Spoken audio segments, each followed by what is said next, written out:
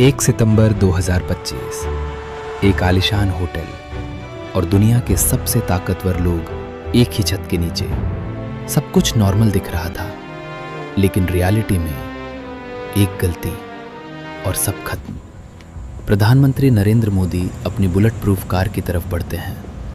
सुरक्षा टाइट है, protocol set है। फिर अचानक सब बदल जाता है। रूसी सिक्योरिटी आगे आती है, रास्ता रोकती है और बिना एक्सप्लेनेशन मोदी को उनकी खुद की गाड़ी से हटाकर सीधे व्लादिमीर पुतिन की आर्मर्ड लिमोजीन में बैठा दिया जाता है।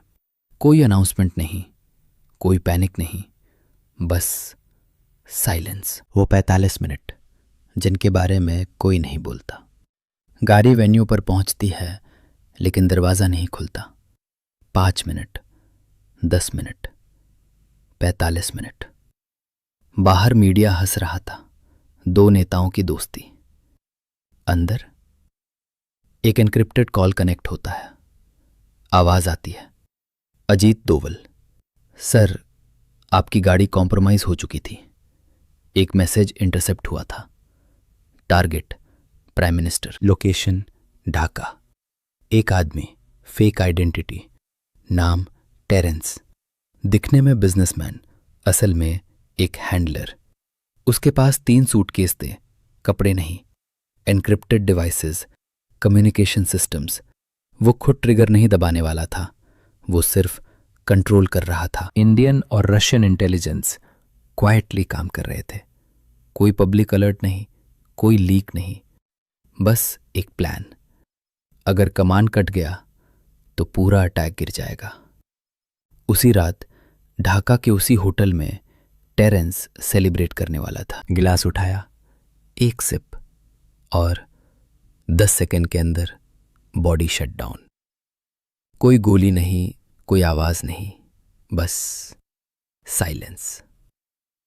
अगले कुछ घंटों में उसका डेटा, उसका आइडेंटिटी, उसका एग्जिस्टेंस इंटरनेट से गायब, जैसे वो कभी था ही नहीं। शायद ये सिर्फ एक अटैक नहीं था, शायद ये एक टेस्ट था। और असली सवाल ये नहीं है कि अटैक हुआ या नहीं, सवाल ये है अगली बार क्या होगा। जब दुनिया सो रही थी, जब मीडिया सेलिब्रेट कर रहा था, जब सब कुछ सामान्य लग रहा था, तब एक सीक्रेट वॉर चल रहा था। 2 देशों की खुफिया एजेंसियां, बिना किसी को पता चले एक ही निशाना था, सुरक्षा।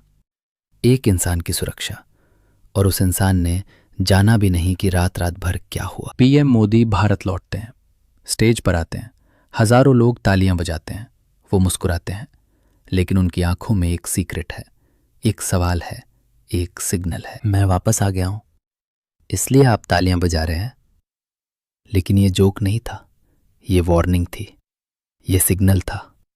हर किसी को बताना था कि मैं यहां हूं, मैं बच गया हूं। ढाका में वो होटल कमरा खाली था। शैंपेन ग्लास टूटा हुआ पड़ा था, कंप्यूटर स्क्रीन ऑफ था। टेरेंस गायब था, जैसे वो कभी एग्जिस्टेड ही नहीं था। उसकी आइडेंटिटी, उसका डेटा, उसका एग्जिस्टेंस, सब कुछ इंटरनेट से डिलीट कर दिया गया। कोई रिकॉर्ड नहीं, कोई प्रूफ नहीं, बस एक सवाल बचा था, और वो सवाल सबके मन में था। इंटेलिजेंस रिपोर्ट तैयार हुई, लेकिन कभी पब्लिक नहीं हुई, क्योंकि कुछ वॉर्स पब्लिक में नहीं लड़े जाते।